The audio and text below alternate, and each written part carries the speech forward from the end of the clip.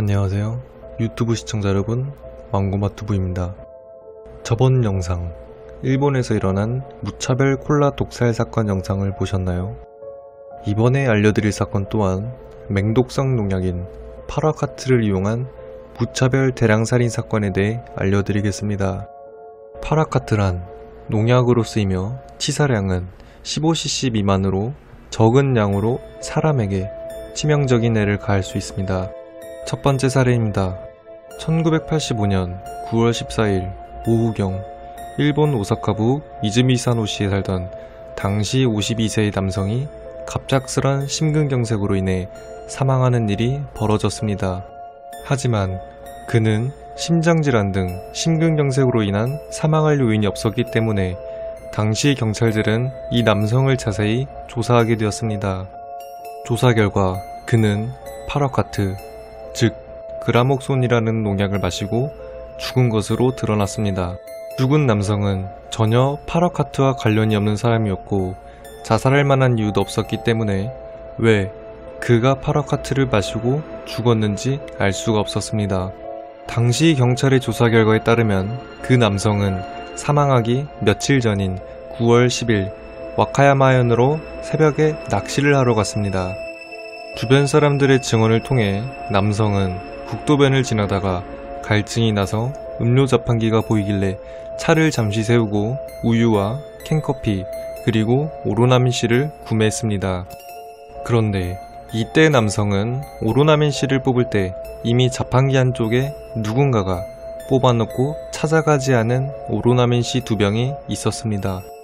자판기 오류로 인해 음료가 하나 더 나왔다고 생각하고 그 2병을 모두 챙겨갔습니다. 그렇게 다시 낚시를 하러 출발을 했고 낚시를 하면서도 오로나민 씨를 마시지 않고 챙겨뒀다가 집으로 가져가게 됩니다. 그리고 다음 날인 9월 11일 오후 3시쯤 남성은 어제 국도변에서 뽑은 오로나민 씨가 생각이 나서 한 병을 따서 마셨습니다. 처음에는 아무 문제가 없었고 남은 한 병까지 마셨는데 마시다가 병 안에서 이상한 냄새가 났습니다. 그렇게 병원으로 이송되었지만 상태는 더욱 악화되었고 13일에는 호흡곤란이 일어나며 다음날 결국 급성 심근경색으로 사망하게 되었습니다. 나중에 경찰이 이상한 냄새가 났던 오로나민 씨 병을 조사해보니 병 안에는 파라카트가 검출이 되었다고 합니다. 두 번째 사례입니다.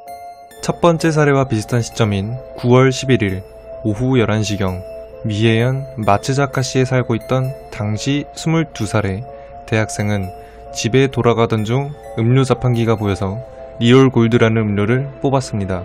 그런데 음료 자판기에서 리얼 골드를 꺼내려고 안을 봤는데 누군가 찾아가지 않은 리얼 골드 2병이 더 있었습니다. 그 대학생은 운이 좋다고 생각하면서 그 음료들을 챙겨서 집으로 돌아왔습니다. 그리고 집에 오자마자 리얼 골드를 마셨고 마시고 난 뒤에 심한 메스꺼움, 복통이 일어나고 구토 증세까지 보였습니다. 같이 살던 부모가 그 상황을 보고 다행히 즉시 병원에 데리고 갔지만 9월 14일에 사망하였습니다.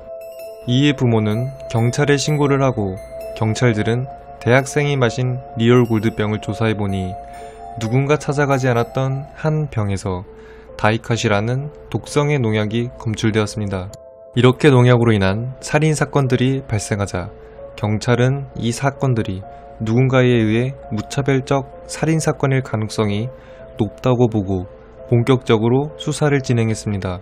수사를 하던 중 이미 이전에 한 건의 사건이 더 있었다는 사실을 알게 됩니다. 5개월 전인 4월 30일 히로시마현 후쿠야마시에서 한 트럭을 운전하던 트럭 기사가 길가에 있는 음료 자판기를 보고 음료수를 뽑으려고 하는데 누군가가 개출구에 뽑고 가져가지 않은 오로나민 씨 병을 발견하고 마셨지만 역시나 몸 상태가 안 좋아져서 병원에 입원을 했고 5월 2일에 사망하였습니다. 그 오로나민 씨 병 또한 파라카트가 검출이 되었고 경찰 측은 이 사건이 최초의 사건으로 보고 범인을 추적해갔지만 경찰을 조롱하기라도 하듯이 범인은 무차별적으로 파라카트나 다이카시 등 오로나민 씨, 리얼 골드, 콜라 등을 음료 자판기 개출구 안이나 음료 자판기 근처에 놓아두었고 아무 의심 없이 이 독극물이 든 음료를 마신 뒤 몸에 이상이 있어서 입원을 했다가 사망하는 사건들이 연달아 벌어졌습니다. 이렇게 총 12명이 사망하는 대참사가 일어났고 이 사건의 여파로 일본은 발칵 뒤집혔습니다. 일본 국회에서도 이 사건에 대해 논의가 될 정도로 상황은 심각해졌고 사건에 이용된 오로나미 씨의 제조사인 오츠카 제약은 이런 이물질 혼입 사건을 막기 위해 오로나미 씨 뚜껑을 한 번 따면 원상태로 돌리기가 힘든 링을 잡고 캔처럼 위로 따는 형식의 맥시캡으로 바꿨습니다. 그렇다면 범인은 누구일까? 경찰은 이 사건이 오사카부 중심과 사이타마를 중심으로 한 칸토 지역에서 벌어진 것으로 보아 이 지역을 오가는 사람의 소행일 것이라 추정을 했고 파라카트나 다이캅 같은 농약을 사용했기 때문에 구매했던 곳을 수사하면 범인은 금방 잡을 수 있을 것으로 판단을 했습니다. 그런데 당시 음료 자판기 근처엔 CCTV도 없던 시절이었고 목격자도 없어서 범인은 물론 용의자를 찾는데도 실패를 하게 됩니다. 게다가 그 당시 일본에서는 파라카트를 구매하는 건 쉬웠고 농약 판매하는 곳에 가서 자신의 인장을 찍기만 하면 얼마든지 구매가 가능했습니다. 그리고 많이들 사가는 농약이라 구매자로 범인을 잡는 것은 매우 어려움에 있었습니다. 또한 이 범인은 굉장히 치밀했습니다. 사람들이 음료수를 구매할 때 누군가가 잊고 안 찾아간 음료수나 드링크를 발견하면 횡재했다고 생각하며 가져가는 심리를 악용해서 이런 범죄를 저지른 것으로 보이고 게다가 한 병만 놔둘 경우 의심을 할 것을 고려해서 정상적인 음료수 하나와 독극물이 든 음료수를 같이 놓고 전혀 의심을 하지 못하게 했습니다. 이렇게 범인을 찾기에 물증도 없고 지금처럼 과학이 발전하지 않아 단서를 찾기가 힘들어서 일본 미제 사건으로 종결이 나게 됩니다. 오늘 가져온 영상 마음에 드셨나요? 마음에 드셨다면 구독과 좋아요 부탁드리겠습니다. 시청해주셔서 감사하며 지금까지 망고맛 두부였습니다.